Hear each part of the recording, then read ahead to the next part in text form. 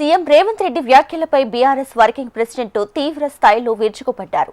తెలంగాణ రాష్ట్రాన్ని రేవంత్ రెడ్డి అవమానించారన్నారు. స్వతంత్ర భారతదేశ చరిత్రలో అత్యంత అసమర్థ పాలకుడు రేవంత్ రెడ్డి అని తేలిపోయిందన్నారు. దేశ చరిత్రలో ఏ రాజకీయ నాయకుడు మాట్లాడని విధంగా మాట్లాడారన్నారు. దొంగను దొంగ మాదిరిగా కాకుండా ఎలా చూస్తారన్నారు కేటీఆర్. కాంగ్రెస్ అధిష్టానం గుట్టిగా రేవంత్ రెడ్డిని సీఎం చేసి తెలంగాణ చేతికి చిప్ప వచ్చేలా చేసిందన్నారు. తప్పు చేసింది రాహుల్ గాంధీ అన్నారు. ఇక ఎన్నికల ముందు తెలంగాణ ప్రజలకు ఇచ్చినటువంటి హామీల నుంచి తప్పించుకునే మార్గాలు వెతుక్కుంటున్నారని విమర్శించారు కేటీఆర్. ఉద్యోగుల త్యాగ స్ఫూర్తితో తెలంగాణ వచ్చిన విషయాన్ని మర్చి మాకవ మధ్య రేవంత్ రెడ్డి చిచ్చు పెడుతున్నారని ఆరోపించారు. ఇక ప్రజల ముందు ఉద్యోగులను విలన్ గా చిత్రీకరించే ప్రయత్నం చేస్తున్నారన్నారు. కాంగ్రెస్ నాయకత్వ లోపం తెలంగాణకు శాపంగా మారిందన్నారు కేటీఆర్. నిన్న రేవంత్ రెడ్డి గారు మాట్లాడిన మాటలు చూస్తే స్వతంత్ర భారతదేశ చరిత్రలోనే అత్యంత అసమర్థుడు, ఒక చేతగానివాడు, ఒక పనికిరాని దక్షత లేని పాలకుడు ఇంకొకరు లేరు ఈ దేశంలో అనేది మాత్రం తేలిపోయింది. అట్లాగే ఇంకోటి కూడా తేలిపోయింది. ఏవైతే వీళ్ళు ఒక 420 హామీలతో అభయహస్తం అనే పేరు మీద ఇచ్చిన మేనిఫెస్టో, అందులో సబ్బండ వర్గాలకు కలిపి 420 హామీలు ఏవైతే ఇచ్చిండ్రో, కాంగ్రెస్ మేనిఫెస్టో ఈ శతాబ్దపు అతిపెద్ద మోసం.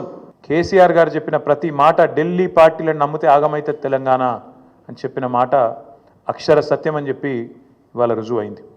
ఇంత దివాలా కోరు మాటలు మాత్రం బహుశా ఈ దేశ చరిత్రలనే ఏ రాజకీయ నాయకుడు కూడా మాట్లాడలేదు. ముఖ్యమంత్రి కాదు, ఏ రాజకీయ నాయకుడు కూడా మాట్లాడలేదు.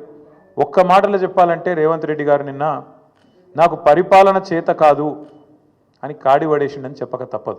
చాలా స్పష్టంగా కాడి వారేసి నాతో కాదు అని చేతులు ఎత్తేసిండు. ఇక అయిపోయింది, నాతో కాదని నిన్న స్పష్టంగా చెప్పిండు. ఎక్కడ పోయినా దొంగలాగా చూస్తున్నారు అంటున్నాడు ముఖ్యమంత్రి. మరి దొంగను దొంగలెక్క కాకపోతే ఎట్లా చూస్తారు? దొంగను దొంగలెక్కనే చూస్తారు. నోట్ల కట్టలతో దొరికిపోయిన దొంగను ఖచ్చితంగా దొంగనే అంటారు, దొంగనే చూస్తారు.